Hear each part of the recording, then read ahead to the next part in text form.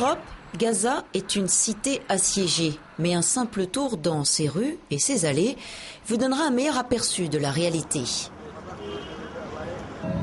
Cette fine bande de terre située entre la péninsule du Sinaï et Israël est peuplée d'1,5 million de personnes, souffrant pour la plupart du chômage et de la pauvreté.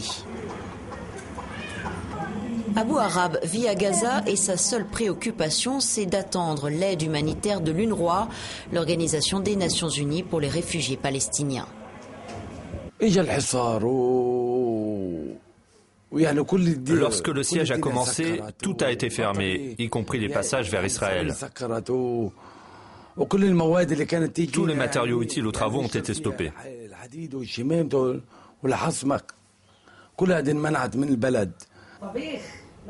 La famille d'Abou Arab compte 5 personnes et à chaque fois c'est la même chose. Ils doivent attendre 3 longs mois pour recevoir de la nourriture ou d'autres aides des organisations humanitaires. Cette famille, qui était capable de subvenir à ses besoins avant le siège de Gaza, est aujourd'hui totalement dépendante de ces aides. Autrefois, nous vivions en sécurité, nous avions des ressources, des banques étaient ouvertes. De l'argent pouvait être transféré vers Gaza. Mais aujourd'hui, plus rien de cela n'existe. On ne peut plus recevoir d'argent. Et tout ce que je possède, c'est un coupon pour un sac de farine, du lait et de la viande.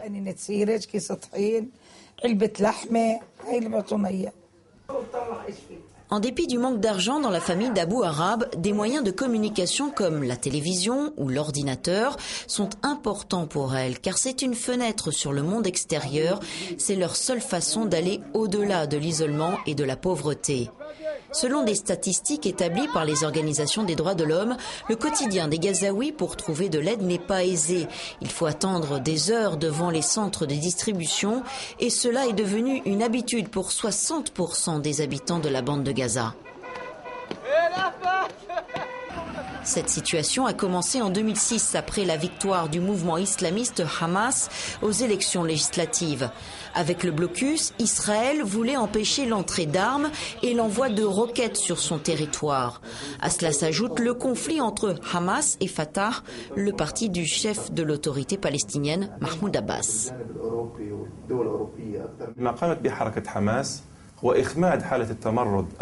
Ce que le Hamas a fait, c'est mettre fin à la rébellion du Fatah contre la démocratie et la légitimité. Le Fatah conspire.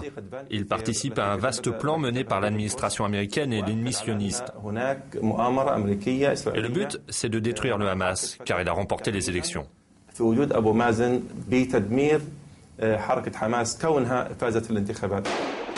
Mais c'est la population de Gaza qui paie le lourd tribut de ce conflit interpalestinien.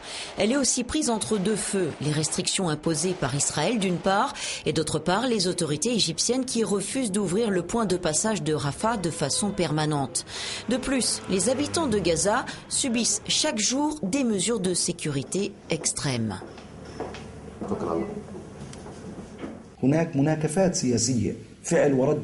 Il y a un conflit politique, des actions, des réactions, des organisations ont été fermées, des attaques contre des droits civils. Les arrestations politiques ou la torture continuent. On empêche les anciens employés de l'autorité palestinienne de voyager à l'étranger et surtout on empêche les visites des organisations de défense de droits de l'homme aux prisonniers.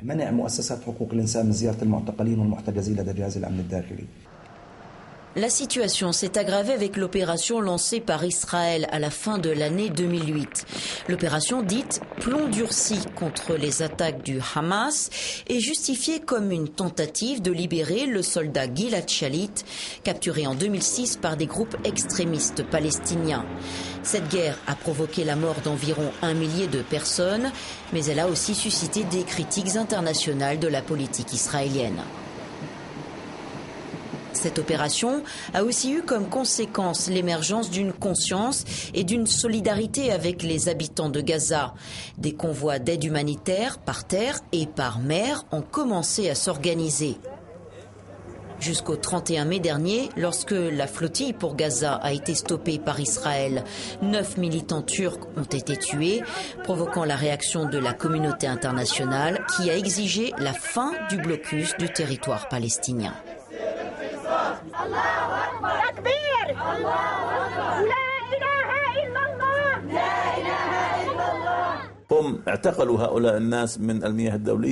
Ils les ont arrêtés dans les eaux internationales. Ils ont confisqué les bateaux et l'aide humanitaire.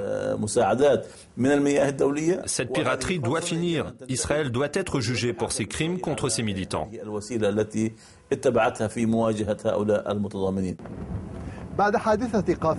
Après le drame de la flottille, les drapeaux turcs sont devenus très populaires à Gaza. Et certains de ses habitants ont décidé, à leur façon, de rendre hommage à la Turquie.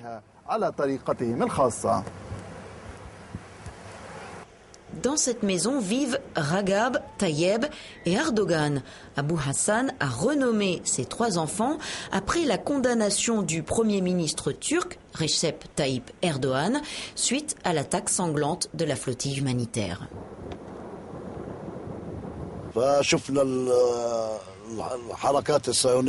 Nous avons vu comment les forces israéliennes les ont tués. C'était horrible. Et j'ai organisé un deuil de 4 jours en souvenir des victimes turques qui sont venues briser le blocus. J'ai décidé de renommer mes enfants et je suis heureux de cette décision.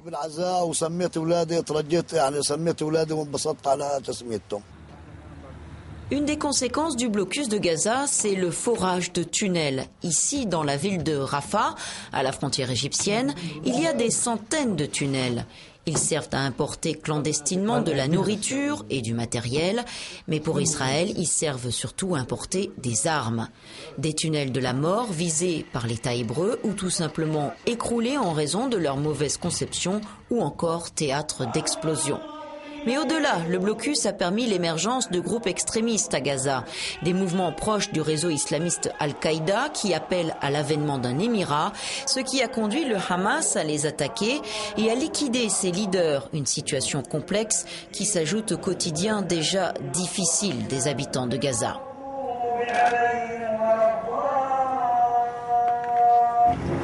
Ceci dit, Israël a récemment décidé d'alléger son blocus sur le territoire palestinien. Le Hamas demande, lui, son annulation pure et simple. En attendant, des civils comme Abu Arab attendent davantage d'aide afin peut-être de croire en un nouvel espoir.